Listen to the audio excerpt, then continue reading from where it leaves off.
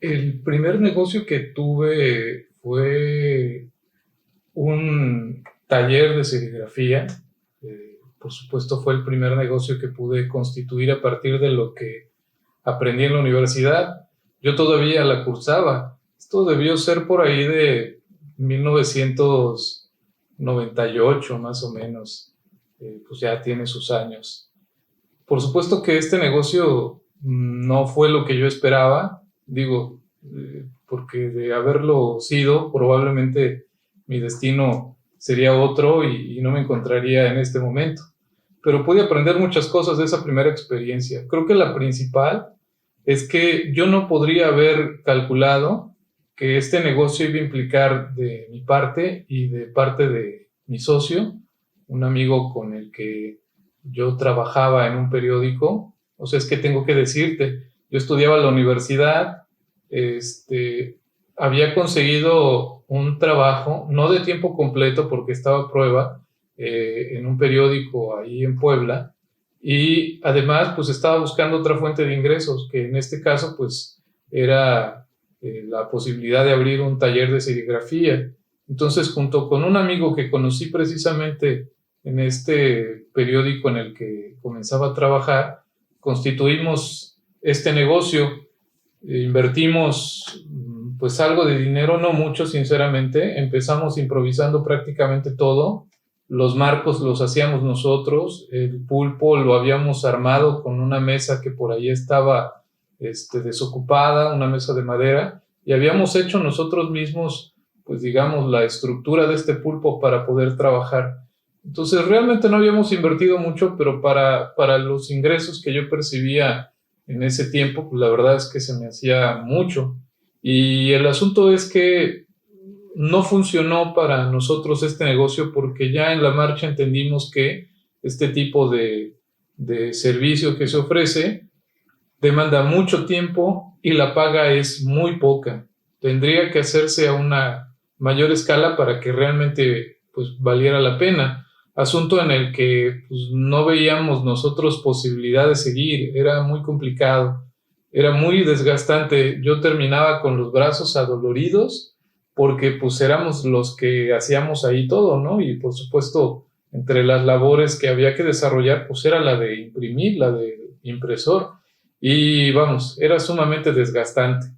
Entonces, bueno, de ahí otras experiencias. Recuerdo una, pues no sé, muy complicada para mí, porque no recuerdo exactamente cómo fue que aceptaron que yo hiciera un, diseñara y desarrollara en una industria allá en Puebla también, desarrollara un área como espacio para el reconocimiento de los trabajadores, una especie como de, digamos, de periódico mural, pero por supuesto disponiendo un espacio bastante grande y en el que querían ellos poder tener estas referencias de cuadros, de información, de cuadros de honor de los empleados, de avisos, etcétera. Un asunto que la verdad conviene más a un diseñador de interiores, incluso quizás a un arquitecto. Pero vamos, yo estaba con esa idea de querer trabajar, de querer, digamos, percibir ingresos de lo aprendido en la universidad, de lo que yo estaba pues disfrutando hacer. Entonces, pues bueno, la verdad es que en ese negocio todo parecía que saldría mal, malísimo. Diseñé, según yo, unas mamparas con una estructura de herrería que según mi idea podrían quedar sujetadas en la pared y luego por encima de estas unos acrílicos que formaban los espacios para ya disponer en estos la información que estaría cambiando cotidianamente. Además, yo en mi idea, en mi diseño, consideraba que el fondo de la pared, porque esta estructura metálica obviamente permitiría ver el fondo, o sea, la pared, yo en mi idea de diseño dije, esa pared puede o debe ser amarilla. Entonces, aprobaron mi proyecto, sinceramente no sé cómo, no sé con quién más competí para que esta industria, pues decidiera aceptar mi trabajo por encima de otros, o mi propuesta, ¿no? Porque todavía no era trabajo. Por supuesto que me había ganado el respeto de una de las personas que estaban en el comité que estaba organizando y gestionando todo esto en esa industria. Una persona a la que le hice un trabajo para su estética, le hice su logotipo, me acuerdo que a mano le rotulé yo su local. Entonces, esta persona tenía esa estética, pero realmente trabajaba en esta industria. Entonces estaba buscando hacer un negocio alterno con la estética y yo, pues le llegué a ella ofreciéndole mis servicios y terminó agradándole la manera en la que yo trabajé y entonces me recomendó para este otro trabajo en la industria donde ella laboraba, donde cubría un cargo de ingeniera, algo importante. Entonces imagino que su opinión tuvo peso. Pero no comprendo la verdad, no sé cómo es que decidieron aceptar mi propuesta o mi alternativa. El asunto es que me metí en un sinfín de rollos. No calculé, por ejemplo, que una de las paredes era de plafón y no iba a soportar esa estructura. No calculé que los acrílicos pesaban demasiado y vencían a la estructura de herrería en algunas de sus partes.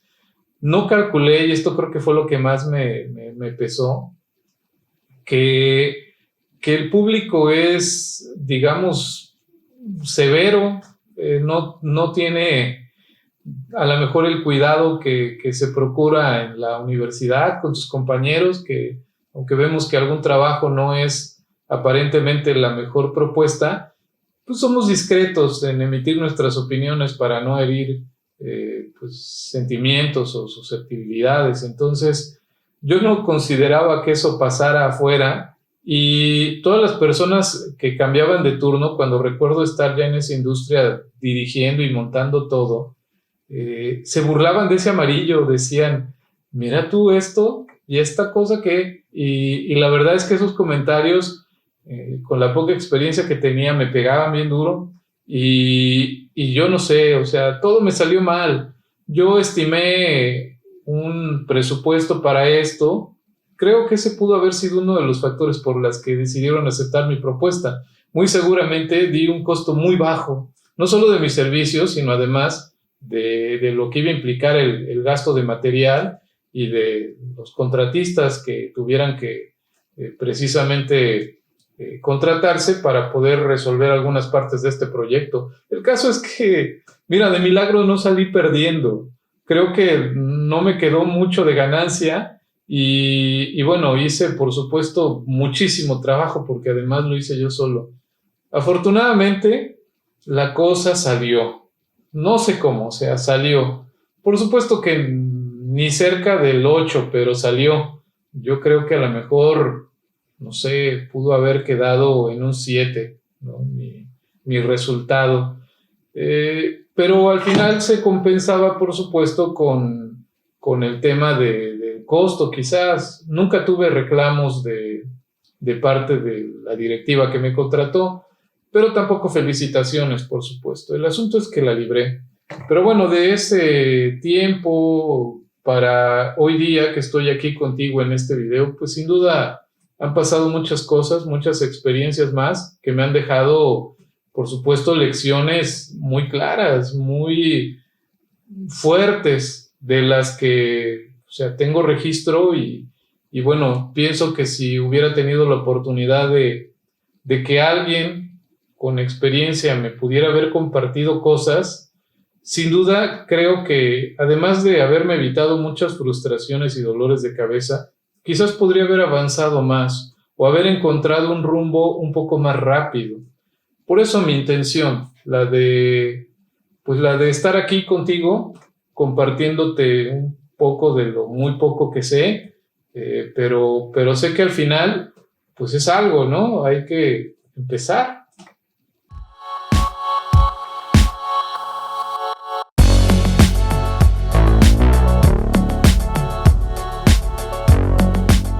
Bueno, antes de entrar de lleno en este tema, en el tema de esta sesión, quiero comentarte los alcances de este curso.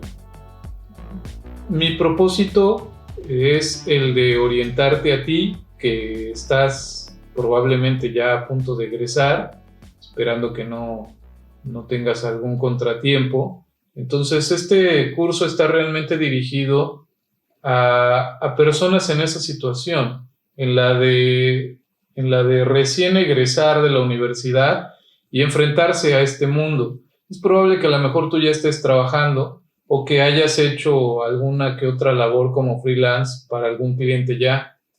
Pero bueno, la idea de este propósito, el propósito de este curso, pues es el de orientarte un poco con esta transición, con la que vas a atravesar toda vez que salgas de la universidad y te enfrentes al campo laboral. Si ya tienes un trabajo, por supuesto que esta información no está de sobra. Hay una gran ventaja con la profesión que hemos decidido llevar en nuestra vida. El diseño gráfico puede, sin duda, resolver problemas para los individuos de manera muy específica. Es decir, lo que conociste quizás o aprendiste en alguna materia puede ya sin problemas ser suficiente para ayudarte a esa persona a resolver cierta necesidad. Entonces es muy común que incluso sin salir de la universidad puedas tú ya tener posibilidad de poner en práctica lo que vas aprendiendo. Y por supuesto, pues esperar una remuneración por ello. Entonces, esa es una gran ventaja. Incluso pudiera ser que si ya tienes trabajo, ojalá así sea, aún todavía sin salir de la universidad, aunque no pasarás por la crisis de preocuparte por qué hacer con tu tiempo cuando ya no tienes que acudir a clases, porque obviamente incluso te sentirás liberado porque ya podrás concentrarte en tu trabajo como diseñador en alguna empresa en la que estés. Estarás de acuerdo conmigo en que eso no te cierra la posibilidad de que si en algún momento dado llega a ti algún cliente con una necesidad, tú podrías ayudarlo a él a resolver su problema y eso no generarte conflictos con tu trabajo si es que logras administrar y resolver tu tiempo. Entonces, bueno, podemos, por supuesto, sacar mucho provecho de lo que estamos aprendiendo o de lo que has aprendido en la universidad. El asunto es el siguiente. Hay que empezar ya. O sea, no tienes que pensar o preocuparte por todo lo que te haga falta, por todo lo que deberás atravesar para poder, digamos, ya conformar un negocio hecho y derecho. No tendrías ni siquiera que pensar en un local para establecerte. Esa es otra de las ventajas. Sobre todo ahora con la internet, con todo lo que ha permitido este medio de comunicación, podemos ya no solo trabajar en la localidad, incluso podrías desde tu lugar, desde tu ciudad, trabajar para otra ciudad o para otro país incluso, sin mucho problema. Entonces hay que aprovechar esas ventajas. No tendríamos que pensar en demasiadas limitaciones. Hay otra ventaja. Lo que nosotros podríamos comercializar a partir de lo que aprendemos en la universidad como diseñadores gráficos no es un producto sino un servicio. Entonces no tenemos que pensar en una inversión muy fuerte de inicio para poder arrancar nuestro negocio. Nuestro mayor activo es el conocimiento que adquirimos, los procedimientos que entendemos para resolver tal o cual necesidad de comunicación. Para ello no se necesita mucha inversión porque de alguna manera ya la hiciste o la estás haciendo. El conocimiento, digamos, es lo que vas a vender. Además, para poder ejecutar nuestro servicio, no necesitamos de mucha infraestructura ni de mucho mobiliario. Realmente, si tú tienes una computadora, ya sea laptop o de escritorio, que esté en perfectas condiciones y funcione, tú puedes empezar con eso. No necesitarás más que esa computadora, los programas o software de computadora necesarios para desarrollar el área en la que te quieres desenvolver como diseñador, internet y creo que es todo. No necesitarías más para comenzar. Una regla que he escuchado muy frecuente en el mundo de los negocios, todos aquellos que se encargan de asesorar, de dar consultorías para el emprendimiento, es el de que debes empezar ya. No tienes que esperar mucho. El tiempo realmente es un asunto de valor. O sea, el tiempo es dinero, pues. Y si tú piensas en esperar, a lo mejor esperar un tiempo para alcanzar cierta madurez, o estás considerando juntar mucho dinero para realmente abrir un buen local y poner un anuncio en él, que a luz de todo público pues pueda, por supuesto, hacerle saber que existes. Si estás pensando en esa vía, creo que podrías estarte perdiendo de muchas otras ventajas. De las ventajas que permite pues, el servicio que ofrecemos o que podemos ofrecer al público. Bueno, quiero en este curso entonces, o en esta sesión más específicamente, hablarte de este asunto, de cómo emprender a partir del diseño, o sea, cómo empezar, cómo va a ser ese paso 1 que debo dar. Entonces, bueno, tengo que orientarte en principio sobre esta idea de cómo debo configurar mi negocio, qué necesito hacer. Voy a hacerlo de una manera muy simplificada, y esto solo en la idea de llevar a una simplicidad el proceso, o sea, de realmente hacerte sentir que esto no es tan complicado, porque en realidad no lo es. Quiero aclarar, cada paso que vamos dando, cada proceso que vamos cubriendo tendrá, por supuesto, sus detalles, sus dificultades, sus asuntos de estudio muy particulares, pero en principio el proceso es muy elemental, y eso es en lo que quiero que nos enfoquemos, en ese proceso elemental. Poco a poco iremos, por supuesto, ya desenredando cada parte. Algunas cosas las abordaremos en este curso, otras no, por falta de tiempo y porque convienen a otras áreas de estudio, a otras situaciones, pero por lo menos te orientaré sobre las instancias a las que puedes acudir para poder precisamente resolver. Pero vamos a este proceso. Veamos lo siguiente.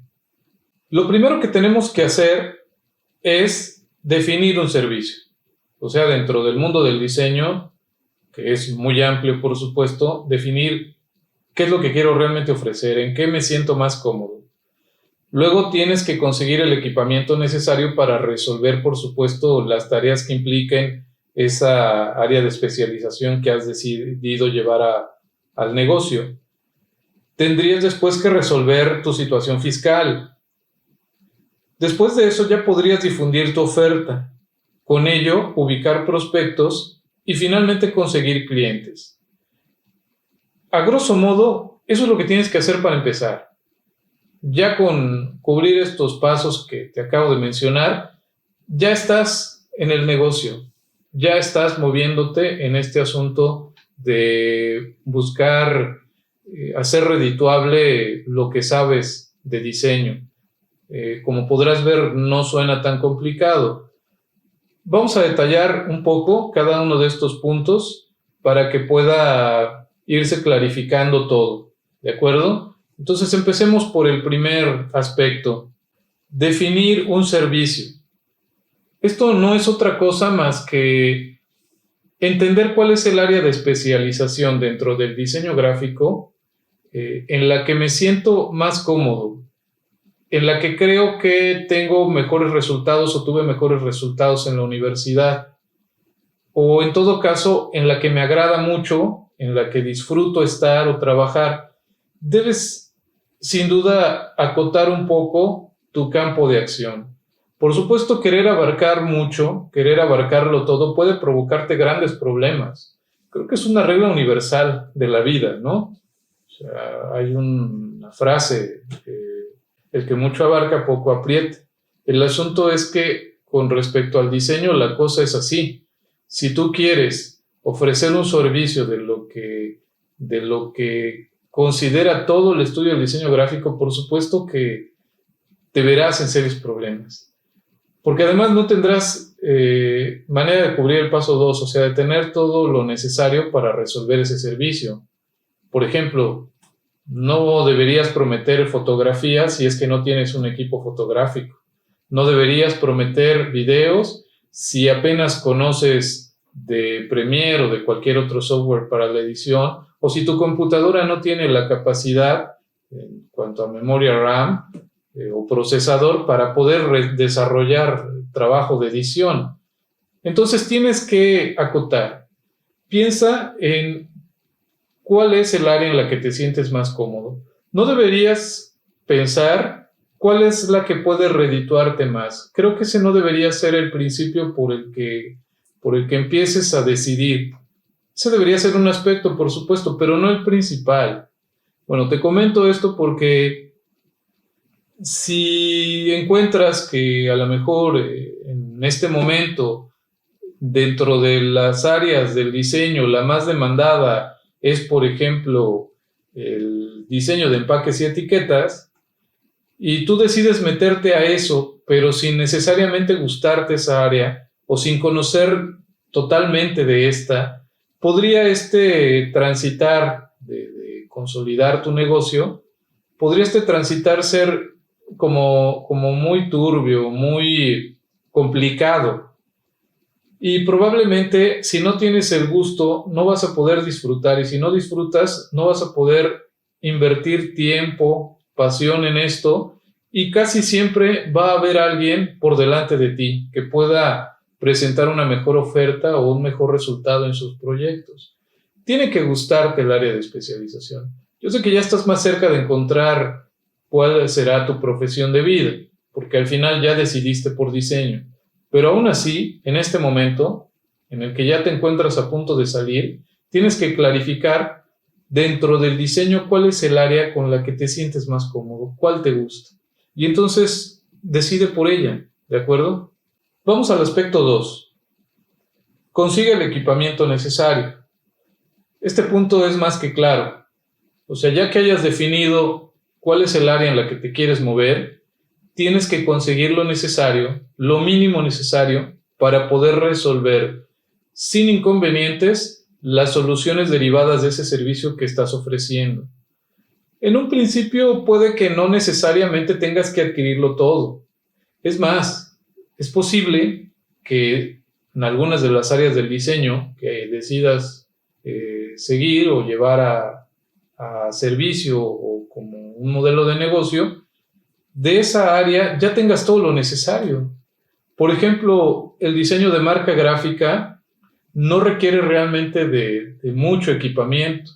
Asimismo, otras áreas de especialización, el propio diseño publicitario, si no ofreces servicios adicionales como de fotografía y video.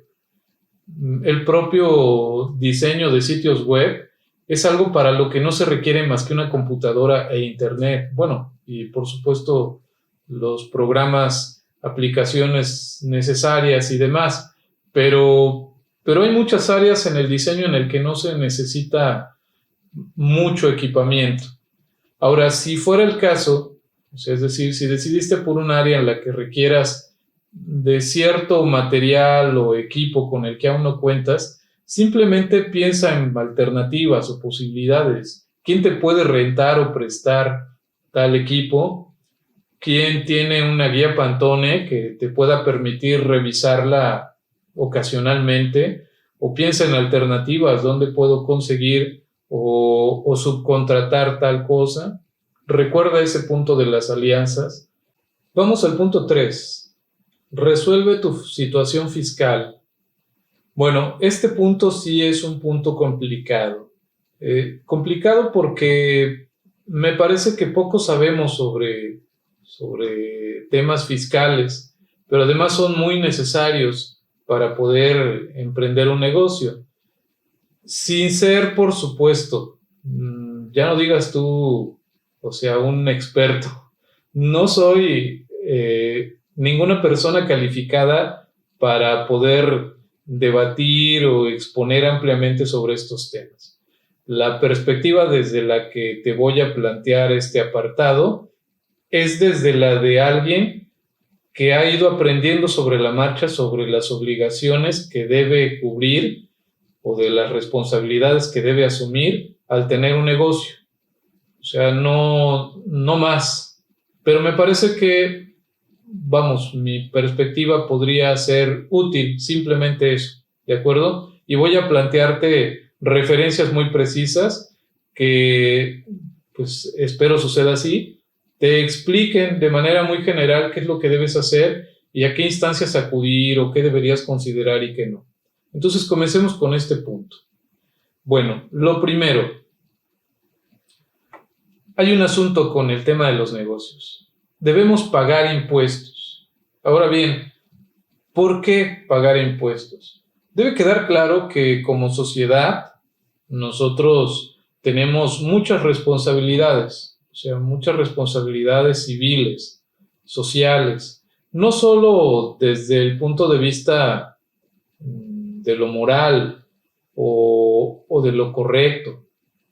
Tenemos otro tipo de obligaciones, que son las de aportar como personas que habitamos en esta ciudad, en este estado, en este país, aportar económicamente para que, o sea, las condiciones de vida que tenemos en nuestra ciudad, en nuestro estado o en nuestro país sean las más favorables posibles. ¿De dónde se obtiene dinero para que en las calles haya luminarias, para que las calles estén pavimentadas, para que existan botes de basura, para que se facilite apoyo a personas que haya sufrido el lugar donde viven alguna afectación seria, como las inundaciones, o qué hacer con los adultos mayores?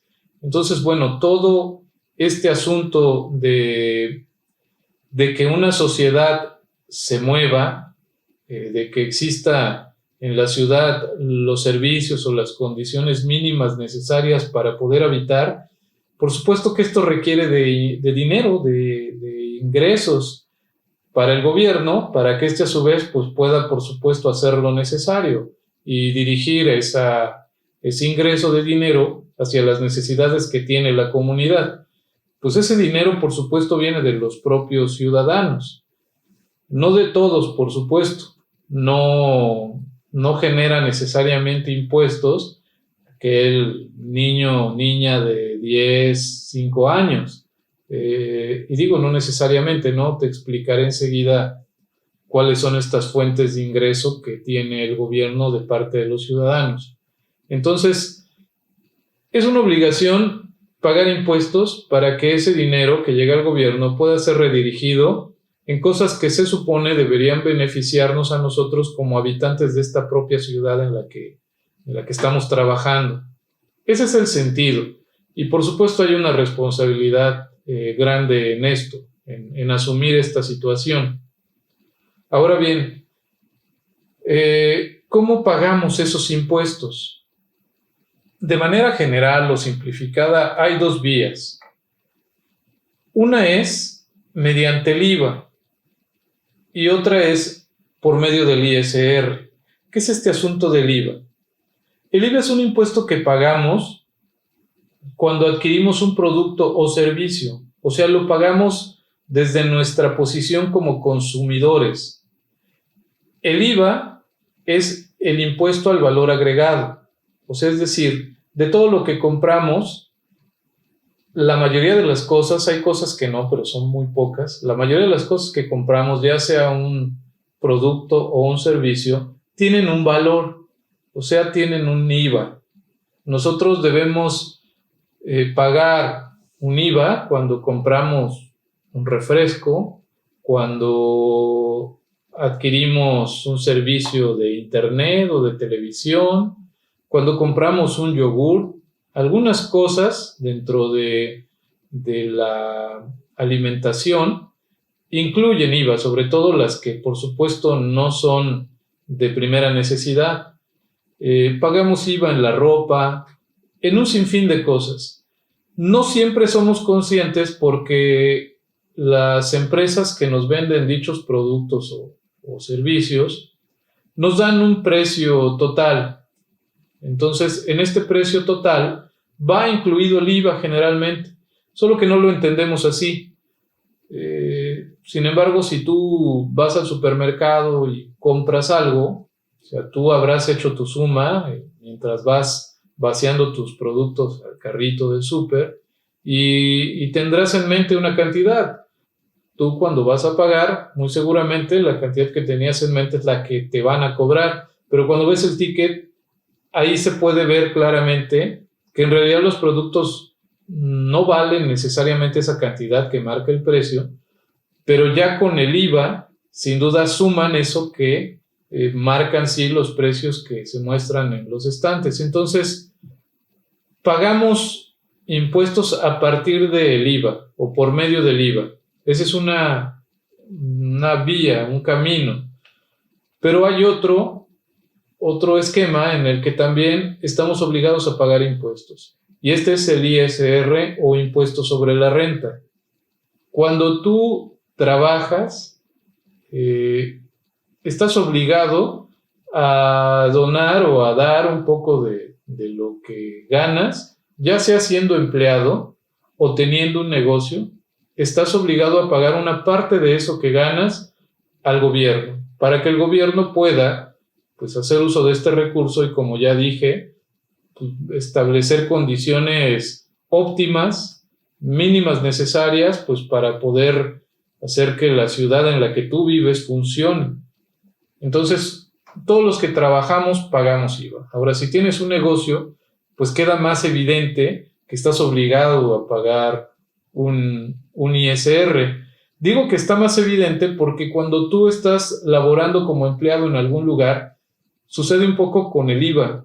Probablemente no te des cuenta de que lo estás pagando, porque, no sé, negocias con la empresa con la que estás trabajando, cuando te contratan y te dicen, bueno, te ofrecemos un sueldo de tanto, con prestaciones y demás. Pero bueno, lo que no se desglosa necesariamente en esa plática o en esa negociación que tienes, es lo que vas a terminar pagando tú como empleado de ISR al gobierno. La empresa en la que trabajas está obligada a dirigir eso que digamos, te quita a ti de tu sueldo para pagárselo al gobierno. La empresa para la que trabajas está obligada a realmente pagar ese dinero al gobierno y no quedarse con él, por supuesto. Hay una manera ya cada vez más efectiva de fiscalizar todo esto. Entonces es difícil, la verdad, que se lleguen a cometer malos movimientos en relación a esto. Incluso, bueno, la empresa podría claramente ser sujeta a quedar clausurada o cerrada y el dueño o responsables a pagar esto e incluso con cárcel. Entonces, bueno, existe este sistema. Entonces, cuando eres empleado probablemente no te das cuenta, pero si revisas bien tu ficha de pago, debe estar ahí expresado cuánto es lo que estás pagando, cuánto se te retiene. Eso en lo general, ¿no? Cuando tienes una empresa, entonces, pues queda más claro porque tú eres el responsable de pagar. Y si tú eres tu propia empresa y solo tienes un empleado, que eres tú, pues ahí queda todavía más evidente esta situación. Si por un trabajo te pagaron 10,000 pesos, debe quedarte claro que de esos 10,000 pesos vas a tener que darle un porcentaje al gobierno. Entonces realmente no ganaste 10,000 pesos, sino, no sé, a lo mejor 8,500 pesos por ahí. Podríamos estar hablando de un estimado de un 16% de IVA, no, de ISR, perdón, pero tampoco es muy preciso eso, enseguida te explico por qué. Pero bueno, puntualizando este aspecto, es necesario pagar impuestos y estos impuestos se recaudan o se recogen de parte del gobierno por dos vías, por el IVA y por el ISR. El IVA, cuando compramos como consumidores bienes o servicios, pagamos IVA, o sea, pagamos un excedente a la empresa que nos está vendiendo el producto o nos está haciendo el servicio, y esa empresa está obligada a ese excedente que tú le estás pagando como consumidor, se lo dé directamente a Hacienda, no puede quedarse con él, no hay manera, te fiscaliza mucho Hacienda.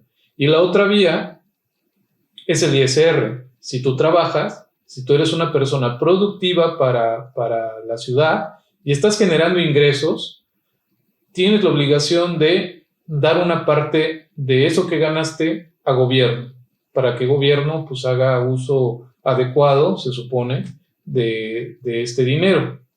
Ahora pasemos a lo siguiente. Te podrías estar preguntando en este momento, ¿puedo evadir esta responsabilidad? O sea, ¿qué pasa si no le aviso a la Secretaría de Hacienda y Crédito Público o al SAT, que es una institución que funciona para la Secretaría de Hacienda? ¿Qué pasa si yo no le aviso que estoy trabajando? Y entonces le digo a mis clientes que no puedo darles factura, que me paguen en efectivo. Vamos a suponer que tus clientes aceptan pagarte en efectivo. Lo que puede ocurrir es que si las cantidades son muy grandes, hay ahora digamos, una nueva ley que condiciona el manejo de efectivo sin que quede un registro claro de dónde proviene o cómo se generó. De hecho, aquí lo tengo anotado, el artículo 55 de la ley del ISR dice que las instituciones financieras tienen la obligación de proporcionar la información de los depósitos en efectivo que se realicen en las cuentas abiertas a nombre de los contribuyentes, cuando el monto mensual por los depósitos en efectivo exceda los 15,000 pesos. Es decir, tú vas a necesitar pues una cuenta bancaria o la tengas ya y en ella estés pensando digamos, en depositar todos tus ingresos. Si durante un mes de trabajo consigues que tus clientes te paguen solo en efectivo, si tú en ese mes de trabajo depositas en tu cuenta la cantidad de 15,000, de 15,000 en la suma, o sea, no necesariamente que un cliente te pagara 15,000 pesos o más, no, uno te pudo haber pagado 10, el otro 5, o no sé, así unos 3, otros 2, etcétera, y la cantidad que has depositado ya en tu cuenta supera los 15,000 y esto se empieza a ver con regularidad en tus cuentas, tu cuenta bancaria puede ser sujeta de revisión y si detectan que es recurrente esta práctica en ti, pueden congelar tus cuentas hasta que te acerques a definir tu situación o bien se acercará alguna persona del SAT y obviamente te fiscalizará, o sea, te preguntará, bueno, ¿de dónde estás sacando dinero tú?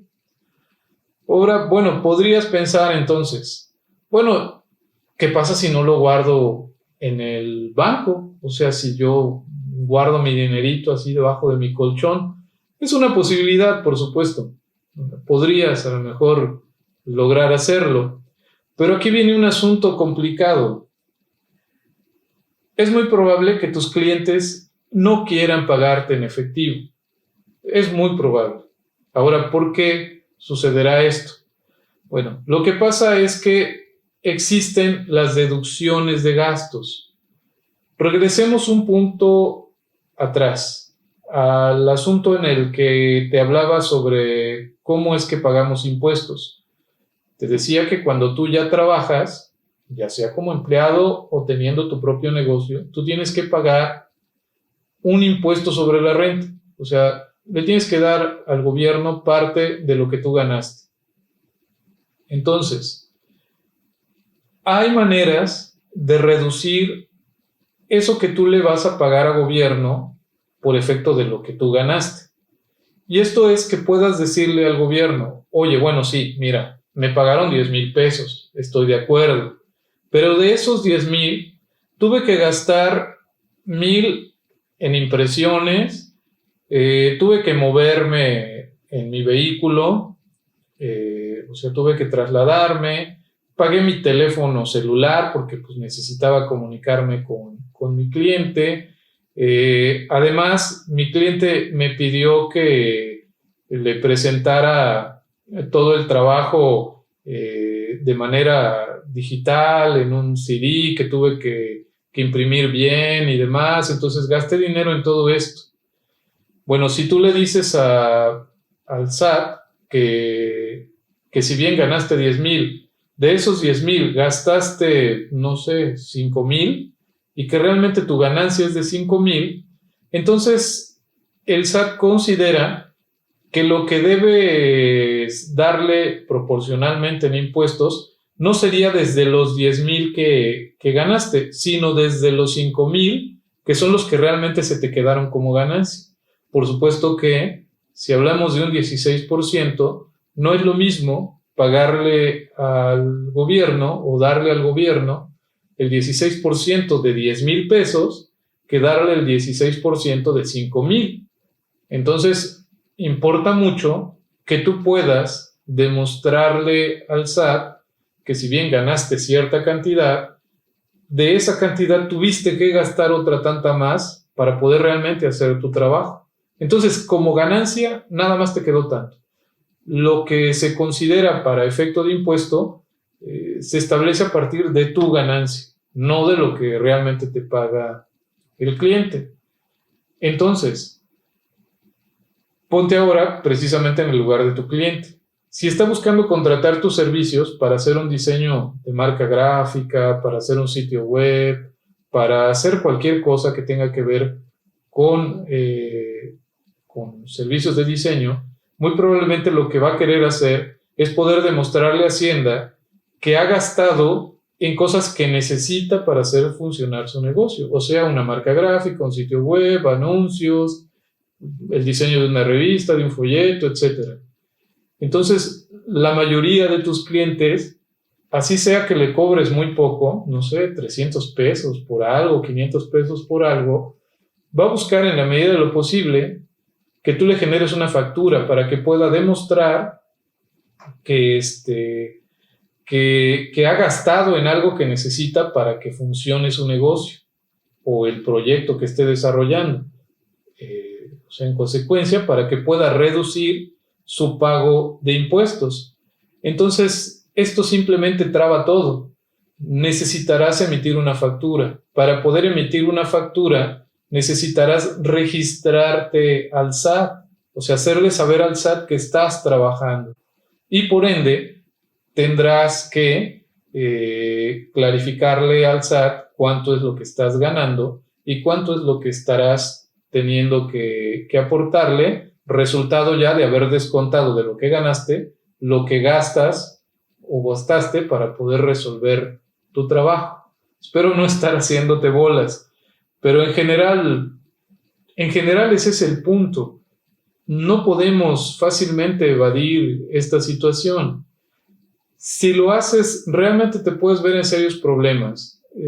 Cada vez se han ido haciendo más eficientes los mecanismos que tiene el SAT para poder controlar todo esto, para evitar que la gente que tiene malas intenciones o que es poco responsable con esto pueda evadir este asunto de pagar impuestos. Entonces, la tecnología ha favorecido mucho a esto. Antes las facturas se hacían físicas, a mano, y había un mercado negro relacionado con todo esto. Había quien te vendía facturas para que tú pudieras demostrarle a Hacienda que habías gastado en cosas que realmente no gastaste, en la idea de poder reducir, por supuesto, tu carga de impuestos. Y era más fácil antes solicitar facturas por algo que ni habías tú pagado, etc. Pero después de que se cambió todo esto a lo digital, es muy difícil hacerlo, o sea, prácticamente imposible. Y aún así, por supuesto, hay quienes ven en un negocio esto de buscar ayudar a empresas a hacer trampa, ¿no? Y lograr que Hacienda les cobre menos impuestos. Pero ya es muy complicado, mucho, de verdad. Ahora bien, ya ante esta situación de saber que no habrá manera de que puedas evadir esto, si quieres realmente hacer de lo que has aprendido en la universidad un verdadero negocio, pues tienes que registrarte ante el SAT, o sea, es decir, ante el Servicio de Administración Tributaria. Ese es el nombre de la dependencia. Es la dependencia que sirve de vehículo o que es la responsable de controlar y gestionar todo este asunto del cobro de impuestos para que este ingreso del gobierno llegue a la Secretaría de Hacienda y Crédito Público. Entonces, a veces es muy común que le llamamos el SAT o que le decimos Hacienda. Entonces, se escuchan frases como no le he pagado a Hacienda los impuestos o el SAT me va a venir a fiscalizar si no lo hago, etcétera. Pero vamos, de ahí los términos. Para poderte registrar en el SAT, necesitas cubrir ciertos pasos que no son complicados. Tú tienes que registrarte para conseguir un RFC, o sea, un Registro Federal de Contribuyentes. Es un número, bueno, un código alfanumérico, o sea, tiene tus iniciales, tiene números, etcétera, pero es un código que se te asigna como contribuyente y este te persigue todo el tiempo. O sea, la primera vez que te tengas que registrar, esa va a ser la única y toda tu vida vas a mantener ese mismo código. O sea, ese es el número por el que van a ubicarte siempre. Entonces, bueno, tienes que tramitar esto. No es complicado, puedes iniciar el trámite vía internet entrando a la página del SAT. La información es muy clara ahí.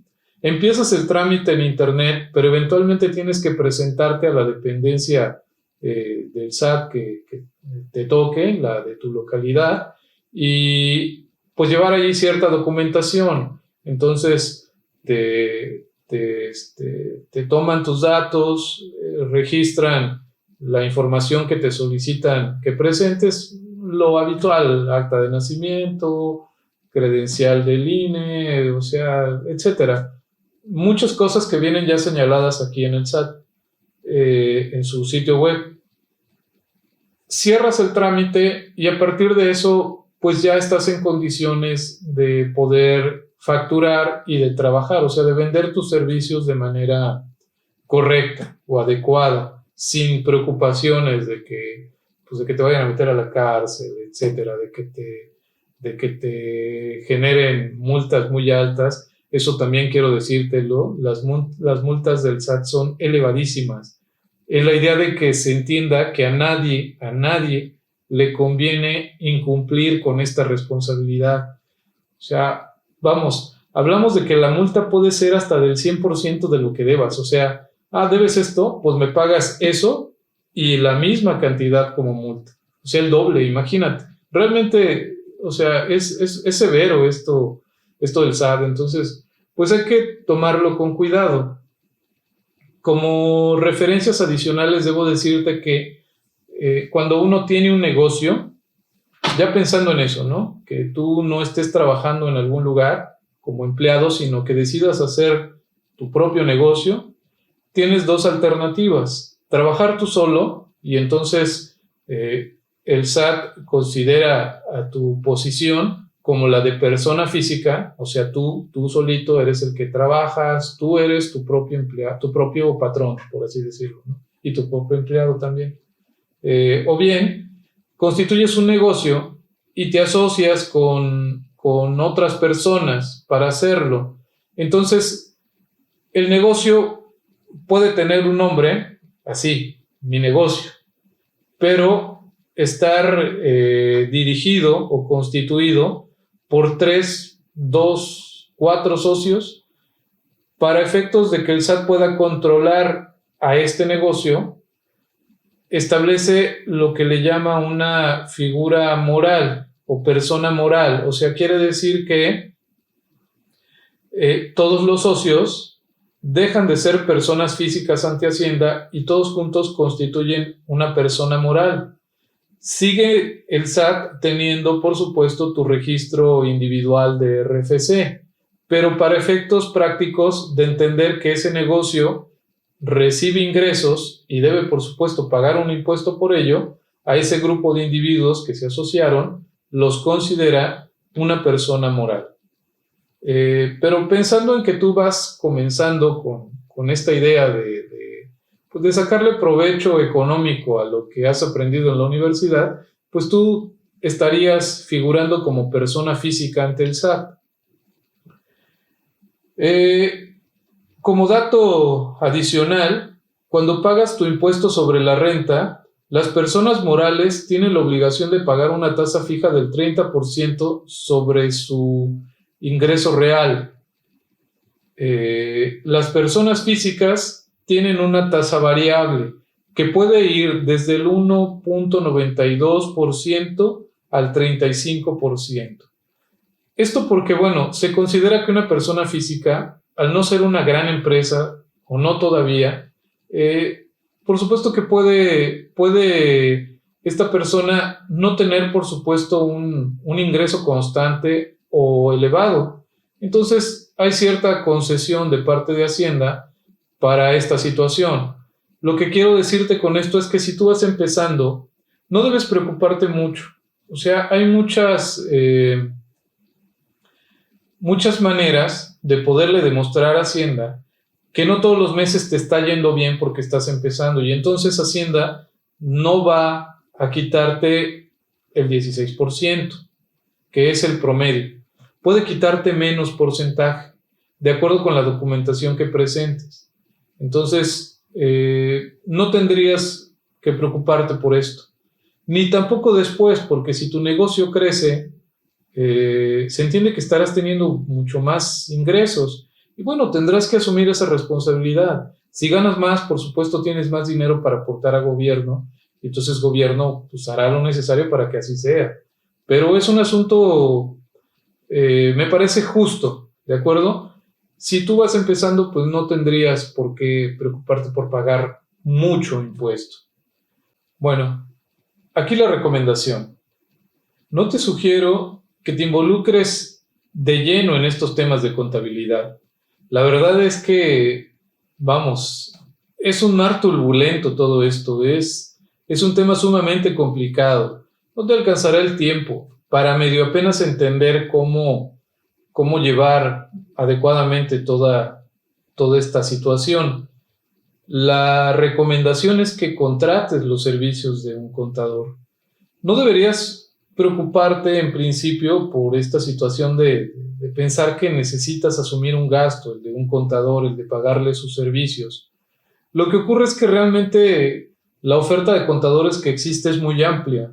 Hay contadores que se concentran más en, por ejemplo, en grandes empresas, o son incluso despachos muy grandes que buscan atender a empresas también muy grandes.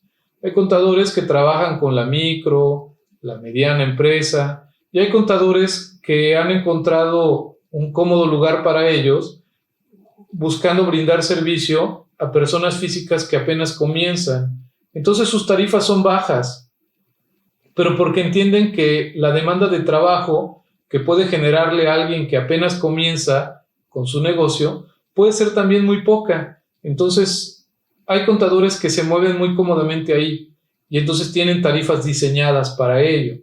Por supuesto que si tú buscas los servicios de contabilidad de un despacho contable muy grande, pues sin duda puede ser que el gasto que derives en ello sea muy alto, ¿no? Pero no es el caso. No vas a batallar de verdad en encontrar a un contador. Ahora sí tendrás que irte con calma con la relación que vayas estableciendo con un contador. Se dice mucho que el contador es como un sacerdote. Sabe todos tus secretos o sabrá todos tus secretos porque, sin duda, va a tener acceso a tu información bancaria. O sea, sí es conveniente que llegues a un contador principalmente por recomendación y que puedas tú revisar su trayectoria, sus referencias, porque precisamente el contador pues tendrá que presentar reportes a Hacienda de lo que tú estés haciendo, pues esa es su labor básicamente, y en esa documentación que se presenta pues tiene que estar tu estado de cuenta, tu estado bancario, y el contador tiene que checar de pe a pa. O O sea, corroborar que realmente lo que ha ingresado a tu cuenta bancaria fiscal es lo que está demostrado en facturas y que lo que tú has gastado también puede demostrarse con facturas. Y bueno, al final hace todo este cálculo y es el que termina dando la cara tuya ante Hacienda y diciendo, sí, este contribuyente está cumpliendo por esto y esto. Hay que tener mucho cuidado con esta situación.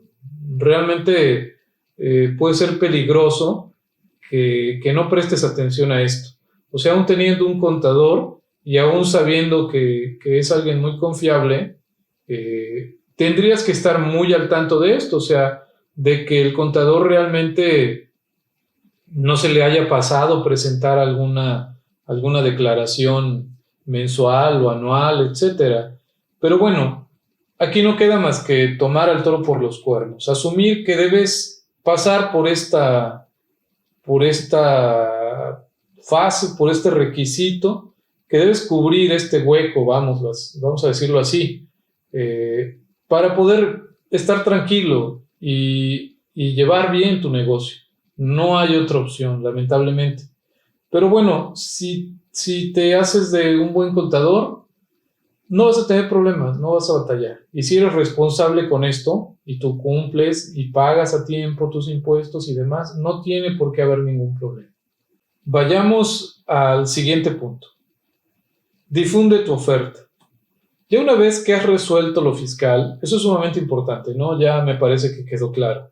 Una vez que ya superaste esto, ya entonces sí vas a preocuparte por cómo divulgar o difundir tu oferta.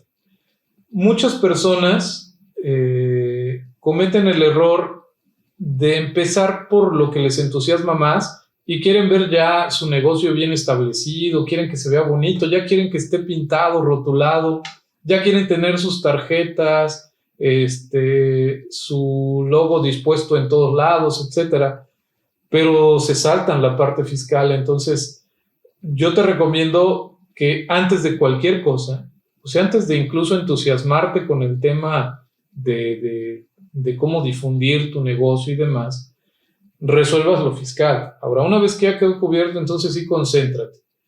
Vas entonces a pasar a la fase de ya decirle a todo mundo que tienes una oferta de servicio y que estás con todo el ánimo de poder ayudar a cualquiera que tenga un problema de comunicación gráfica.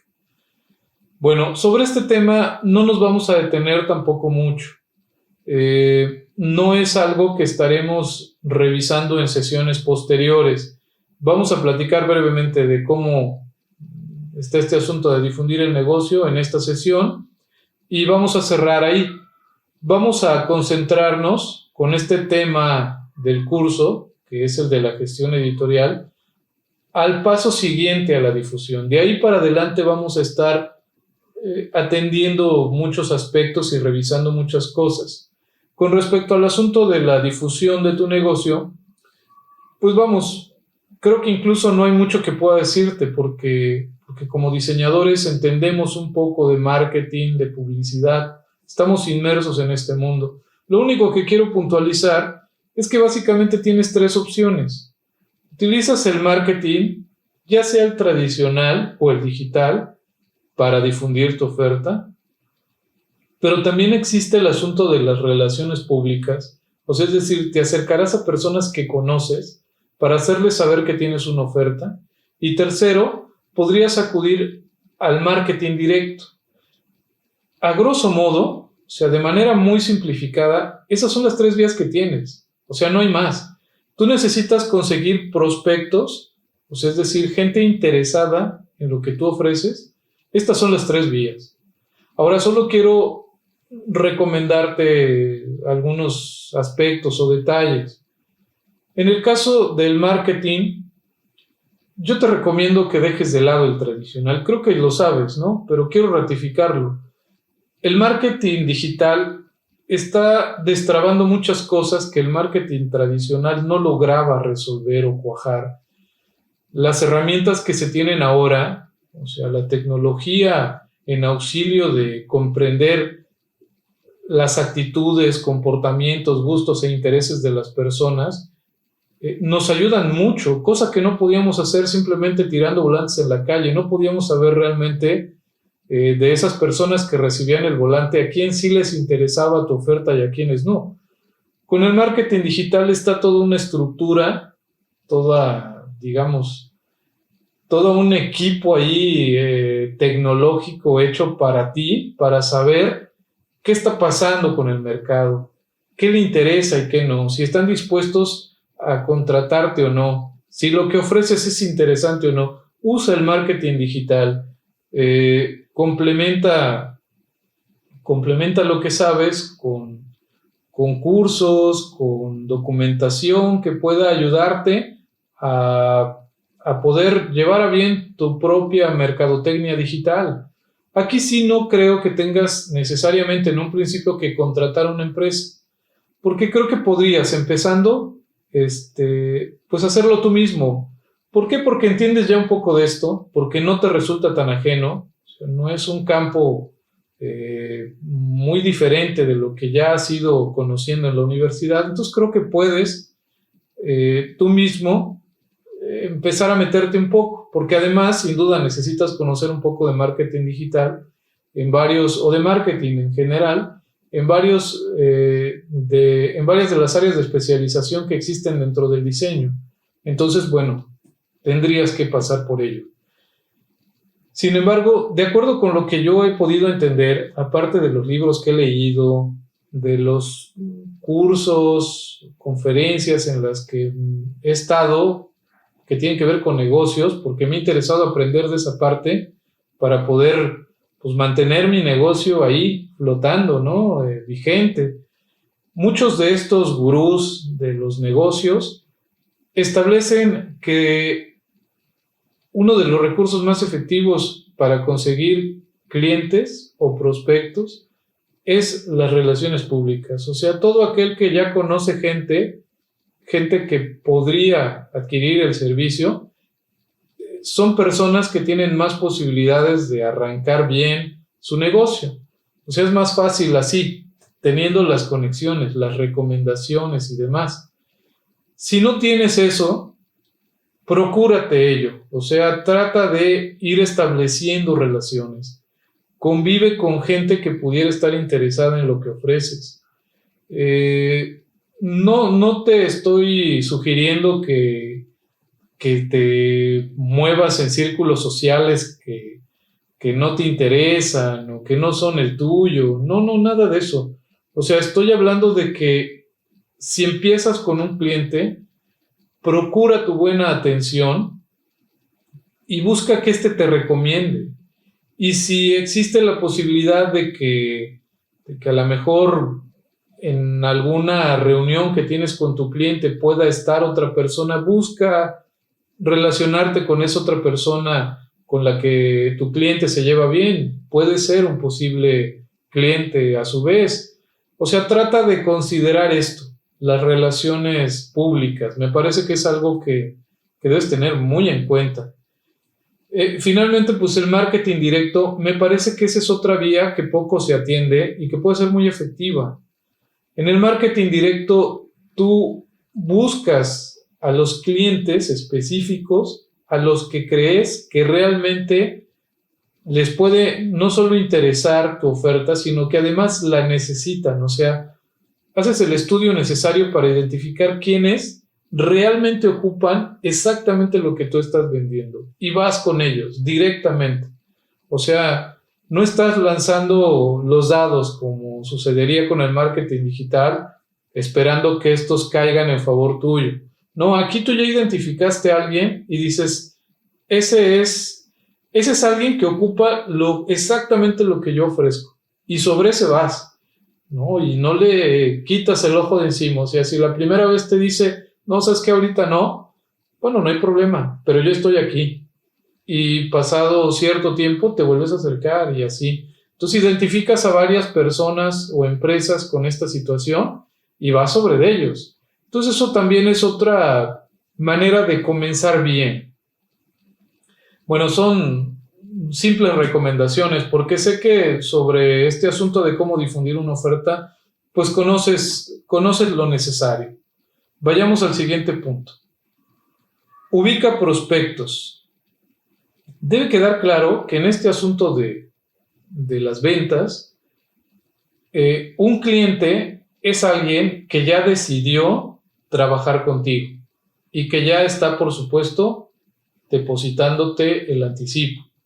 O sea, ya hay un compromiso de pago. Ese es tu cliente. Si no hay dinero, no lo es todavía. Ahora, mucho más aún, si es alguien con el que apenas te vas a entrevistar para ver si existe la posibilidad de cerrar la negociación, ese individuo es un prospecto.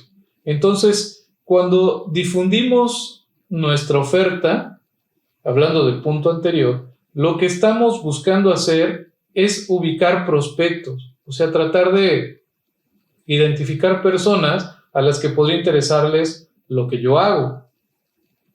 Este asunto de la prospección es un asunto importante porque, digamos, estás precisamente en un lado y pretendes llegar al otro.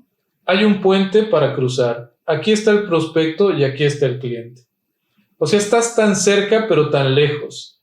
El prospecto es un 50% de probabilidades de convertirse en cliente y un 50% de probabilidades de, digamos, simplemente haberte hecho perder tiempo. O sea, no te va a contratar. Entonces, determinar que ese 50% se vuelva un 100% y se convierta en cliente depende de muchas estrategias que tú debes seguir. Estrategias que, o sea, no necesariamente tendrán que ver con las llamadas neuroventas, ¿no? O estas cosas que a recientes fechas han surgido de neuromarketing y de cómo vender y de cómo, por así decirlo, enamorar o atrapar a un prospecto para que se vuelva cliente. No vamos a abordar el tema desde ese enfoque. Vamos a entender cómo debemos llevar la relación o el proceder en términos de trabajo con un prospecto para que se acrecenten las posibilidades de que se vuelva cliente. Y una vez siendo cliente tuyo ya esta persona, cómo llevar a bien su proyecto. Ya esa parte, la de cómo llevar a bien el proyecto de un cliente, es en lo que vamos a trabajar seriamente, es en lo que nos vamos a concentrar. Entonces, bueno, quiero exponerte este tema, como lo acabo de hacer, para poder clarificarte cómo está este asunto. O sea, ya durante el curso, durante lo que queda del curso, estaremos trabajando básicamente desde la prospección hasta ya el desarrollo final del proyecto. Pues esa parte es la que estaremos atendiendo. Lo demás, bueno, yo en esta sesión pues te he podido orientar sobre cómo, o sea, qué debes tener en cuenta y cómo hacer para cubrir estas situaciones, ¿de acuerdo? Bueno, espero que te haya servido esta plática, espero no haberte abrumado ni haberte hecho bolas. Ten en cuenta lo que necesitas para poder hacer de lo que sabes de diseño un negocio, para que puedas realmente ganar dinero de lo que disfrutas hacer.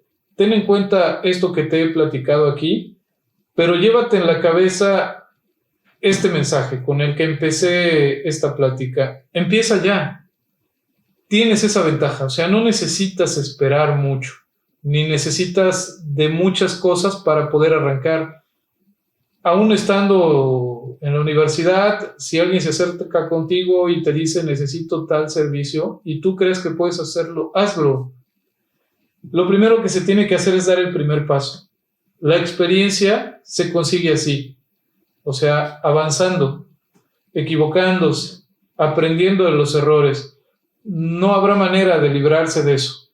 Sí, por supuesto, lo que hay que procurar es, digamos, caer en los menos errores posibles, pero para eso es este curso. Ese es mi propósito, plantearte ciertos escenarios, darte ciertos consejos, orientarte sobre ciertas cosas, para que eso te sirva, para que si llegaras a cometer un error, este no se agrave y por supuesto no sean muchos.